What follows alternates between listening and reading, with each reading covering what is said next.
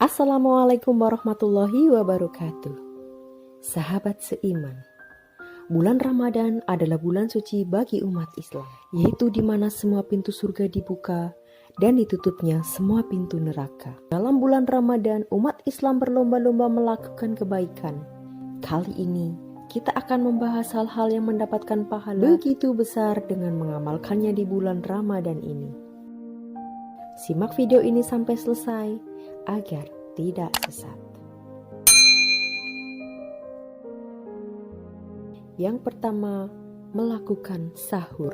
Dalam hadis riwayat Al-Bukhari diriwayatkan dari Anas bin Malik radhiyallahu anhu bahwa Rasulullah Shallallahu alaihi wasallam bersabda, "Bersahurlah kalian karena pada saat santap sahur itu ada keberkahan."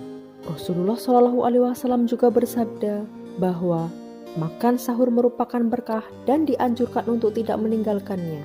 Walaupun hanya minum setengguk air, Allah dan para malaikat mendoakan orang yang makan sahur. Sahur memiliki keberkahan sendiri karena dapat membuat orang puasa menjadi kuat dan terasa ringan untuk menjalankannya. Yang kedua, mengaji Al-Quran dan menghatamkannya. Bulan Ramadan adalah bulan di mana Al-Quran diturunkan. Oleh karena itu, mengaji atau tadarus adalah amalan sunnah di bulan puasa Ramadan yang sangat dianjurkan. Jibril menemuinya pada tiap malam-malam bulan Ramadan, dan dia Jibril bertadarus Al-Quran bersamanya. Hadis riwayat Bukhari nomor 3220. Dari hadis tersebut dapat disimpulkan bahwa malaikat Jibril selalu turun ke bumi dan bertadarus bersama Nabi Muhammad. Sahabat seiman, sebagai umat muslim yang menjalankan puasa, mari kita melaksanakan tadarus dan membaca Al-Quran di malam-malam bulan Ramadan. Semoga kita selalu mendapatkan berkahnya. Yang ketiga, bersedekah. Bersedekah saat Ramadan juga merupakan kegiatan rutin yang dilakukan oleh Rasulullah. Kedermawaan beliau diibaratkan seperti angin yang berhembus. Menurut hadis riwayat Bukhari, Rasulullah adalah manusia yang paling dermawan dan kedermawanannya meningkat saat Ramadan. Apalagi malaikat Jibril selalu datang menemuinya di malam-malam bulan Ramadan. Yang keempat, berbagi makanan kepada orang yang berbuka puasa. Ya, berbagi makan kepada orang yang berbuka puasa merupakan amalan sunnah di bulan puasa Ramadan. Hal ini diriwayatkan dalam hadis At-Tirmidzi. Barang siapa yang memberikan makan untuk berbuka bagi orang berpuasa, maka dia akan mendapatkan pahala sebagaimana orang tersebut, tanpa mengurangi sedikit pun pahala orang itu. Dalam hadis yang diriwayatkan Abu Hurairah, terdapat 3 doa yang tidak akan ditolak oleh Allah, yaitu doa orang yang berpuasa sampai ia berbuka, doa dari pemimpin yang adil, dan doa orang yang teraniaya.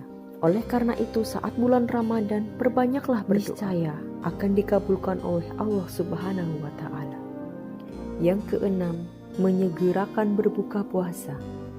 Ya, pada saat kita berpuasa, yang ditunggu-tunggu saat berbuka puasa. Menyegerakan berbuka puasa merupakan sunnah yang harus dilakukan bagi umat muslim yang berpuasa. Hadis riwayat Al-Baihaqi, para sahabat Muhammad Shallallahu alaihi wasallam adalah manusia yang paling bersegera dalam berbuka puasa dan paling akhir dalam sahurnya. Yang ketujuh, iktikaf. Iktikaf merupakan satu di antara ibadah yang istimewa. Iktikaf yaitu berdiam diri di masjid disertai dengan niat. Niat iktikaf semata-mata untuk beribadah kepada Allah Subhanahu wa Ta'ala. Iktikaf dapat dilakukan setiap saat dan tidak hanya dilakukan di bulan Ramadan saja. Akan tetapi, paling utama dilakukan pada bulan Ramadan dan lebih bagusnya di malam-malam 10 hari terakhir Ramadan. Berdasarkan sebuah hadis, Rasulullah Shallallahu alaihi wasallam mengatakan, iktikaf di 10 malam terakhir bagai beriktikaf bersamaku. Sahabat seiman, iktikaf dapat dilakukan di rumah, karena tujuan dari iktikaf itu sendiri adalah merenung. Quraisy juga menambahkan bahwa menjalankan iktikaf harus melihat substansinya, yaitu merenung, introspeksi diri, dan muhasabah.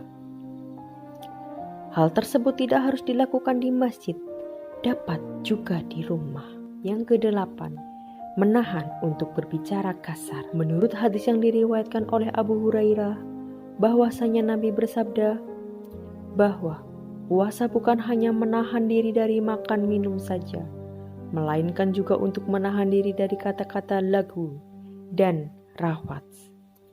Laghu adalah perkataan tidak berfaedah, sedangkan rafats adalah perkataan jorok. Sahabat seiman, sebagai umat muslim yang melaksanakan puasa, mari kita jaga lisan agar tidak berkata-kata yang tidak berfaedah. Yang ke-9, umroh. Ibadah umroh merupakan ibadah ziarah ke kota Mekah dengan melaksanakan beberapa amalan, mulai dari niat, ihram, tawaf, sa'i, hingga diakhiri dengan memotong rambut.